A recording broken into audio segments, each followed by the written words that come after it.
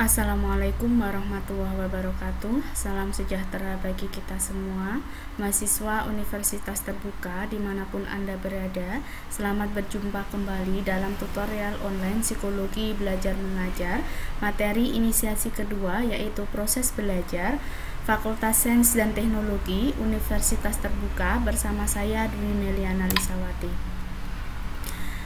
Materi inisiasi kedua ini tentang pengertian proses belajar. Cakupan materinya yang pertama pengertian proses belajar, yang kedua ciri-ciri proses belajar, yang ketiga fase-fase proses belajar. Indikatornya, setelah mempelajari inisiasi kedua ini, Anda diharapkan secara komprehensif menjelaskan tentang 1. Menjelaskan pengertian proses belajar, 2. Menjelaskan ciri-ciri proses belajar, 3. Menjelaskan fase-fase proses belajar.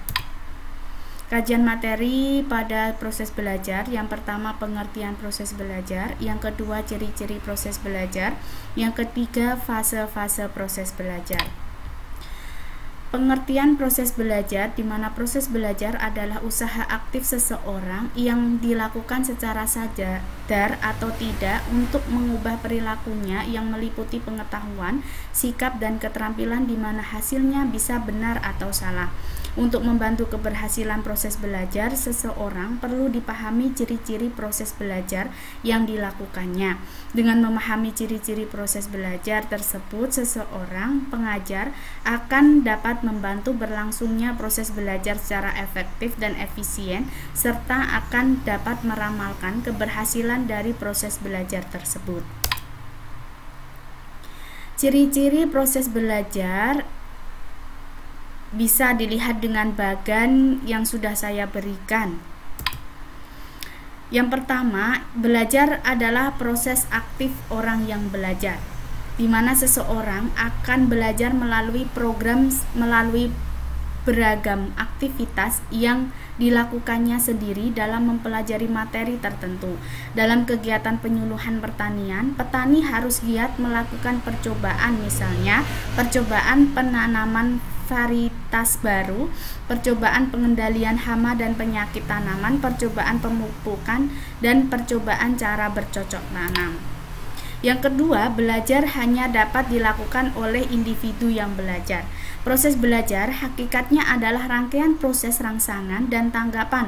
Dari rangkaian proses ini akan dihasilkan retensi sebagai hasil dari proses belajar tersebut. Misalnya, seorang petani melihat demonstrasi tentang bagaimana cara menggunakan pupuk urea tablet di sawah. Dari adanya rangkaian proses rangsangan dan tanggapan ini, pada akhirnya akan terbentuk hasil belajar atau retensi tentang bagaimana cara menggunakan pupuk urea tablet sawah. Yang ketiga, kemampuan belajar setiap individu berbeda-beda. Sebenarnya tidak seorang pun yang memiliki kemampuan belajar yang persis sama dengan orang lain. Kemampuan belajar seseorang ditentukan oleh faktor biologis, fisik, dan psikologi, seperti bakat, minat, tingkat kecerdasan, umur, pengalaman, tingkat pendidikan, keadaan fisik, dan keadaan psikis. Keempat, belajar dipengaruhi oleh pengalaman. Proses belajar seseorang dipengaruhi oleh pengalaman, baik pengalaman yang menyenangkan maupun yang tidak menyenangkan. Di dalam otak manusia seolah-olah bisa digambarkan adanya pengaturan pengalaman yang dimiliki seseorang sebagai hasil belajarnya selama ini di dalam suatu tatanan keteraturan yang disebut peta kognitif. 5. Belajar melalui indera. Pada dasarnya seseorang belajar melalui indera, diantaranya indera penglihat dan indera pencium. Anda pasti ingat pepatah yang mengatakan kalau saya mendengar saya lupa, kalau saya mendengar dan melihat maka saya ingat. Jadi sangat beragam cara orang melakukan proses belajar. Golongan pertama tersebut disebut sebagai eye-minded. Golongan yang kedua dikenal dengan ear-minded, sedangkan golongan ketiga diketahui sebagai motor-minded. 6. Belajar dipengaruhi oleh kebutuhan yang terasa dari para pelajar. Dalam teori motivasi disebutkan bahwa tiada satupun tindakan manusia yang tidak ada kaitannya dengan kebutuhan. Artinya, semua tindakan manusia didorong oleh kebutuhan yang dirasakannya, termasuk tindakan untuk melakukan proses belajar. Semua kebutuhan yang dirasakan oleh para pelajar akan menjadi pendorong proses belajar siswa. 7. Belajar didorong atau dihambat oleh hasil belajar. Hasil belajar yang diraih oleh pelajar dapat menjadi pendorong atau penghambat proses belajar. Dalam suatu periode pembelajaran biasanya akan ada sekian banyak tujuan pembelajaran. 8. Belajar dipengaruhi oleh keadaan fisik orang yang belajar dan lingkungannya. Proses belajar adalah aktivitas individual pelajar, baik aktivitas fisik maupun mental yang dibarengi dengan perasaan atau emosi. Contohnya, cacat fisik akan mempengaruhi proses belajar seseorang. Demikian pun kondisi sakit, letih, atau capek. Selanjutnya, fase-fase proses belajar. Faktor psikologis yang mempengaruhi fase belajar, Anda bisa melihat bagan yang sudah saya berikan pada gambar 2.9, faktor-faktor psikologis yang mempengaruhi proses belajar. Penjelasannya, yang pertama adalah tujuan belajar, di mana tujuan adalah hasil dari suatu proses dan tujuan ini akan menjadi arah kemana usaha kita lakukan. Sehingga tujuan adalah sesuatu yang ingin diwujudkan atau dicapai dari suatu tindakan yang dilakukan oleh manusia. Tujuan belajar adalah hasil yang ingin dicapai setelah seseorang melakukan proses belajar. 2. Tingkat aspirasi, di mana aspirasi atau cita-cita adalah sesuatu yang ingin diwujudkan di masa datang. Dalam kamus website New College Dictionary disebut oleh Merriam-Webster tahun 2006 bahwa aspirasi terkandung adanya hasrat atau desire atau dorongan yang sangat kuat untuk mewujudkan sesuatu, dan yang akan diwujudkan ini adalah sesuatu yang luhur atau high atau yang besar atau great. Jadi aspirasi atau cita-cita adalah sesuatu yang luhur atau besar yang ingin diwujudkan seseorang. 3. Pengetahuan akan keberhasilan dan kegagalan yang dialami. Teori kompensasi menerangkan bahwa setiap orang yang gagal melakukan sesuatu akan berusaha bangkit kembali menebus kegagalannya dengan melakukan kompensasi, bahkan bukan hanya kompensasi tetapi overkompensasi. Overkompensasi akan dilakukan seseorang apabila ia mengetahui letak kegagalannya dan tahu cara memperbaikinya.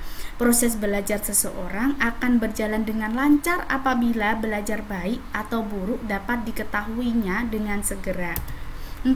Pemahaman terhadap segala sesuatu yang dipelajari. Salah satu faktor psikologis yang mempengaruhi belajar adalah pemahaman tentang segala sesuatu yang dipelajari yang menyangkut semua aspek yang perlu dipahami untuk menerima kenyataan tentang kebenaran dari segala sesuatu yang dipelajari. Pemahaman adalah hasil dari proses pemikiran yang sistematis dan jelas. 5. Umur belajar.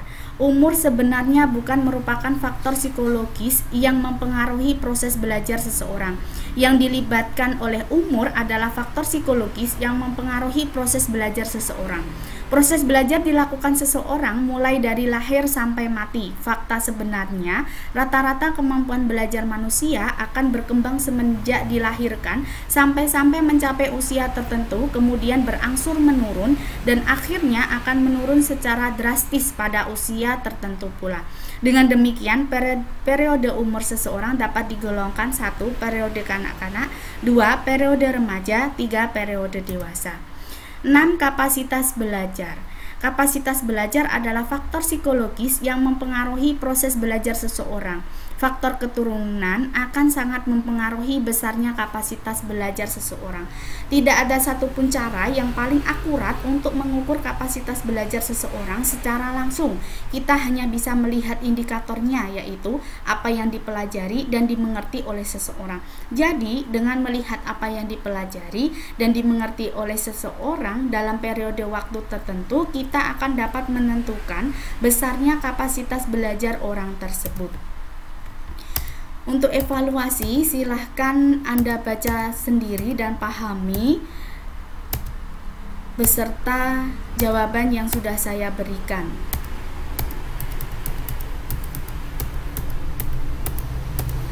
Daftar pustaka, referensi utamanya dari Padmowiharjo Sudianto tahun 2019 dalam bukunya BMP Psikologi Belajar Mengajar Tangerang Selatan Universitas Terbuka. Referensi tambahannya dari Tantowi tahun 2010 Psikologi Pendidikan Jakarta Yayasan Canisius dan Ani Katrinatri tahun 2005 Psikologi Belajar Semarang UPT MKK UNES. Profil saya, media pembelajaran ini saya buat sendiri. Nama saya Dwi Meliana Lisawati. Saya lahir di Kudus tanggal 18 Mei 1992. Sekarang saya bekerja sebagai pengajar di SMPN 1 Mbae, Kabupaten Kudus. Terima kasih. Semoga materi inisiasi kedua ini bermanfaat kepada Anda semua. Wassalamualaikum warahmatullahi wabarakatuh.